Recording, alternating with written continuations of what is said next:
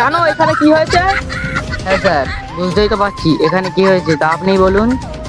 এখানে একটা খুন হয়েছে, খুন।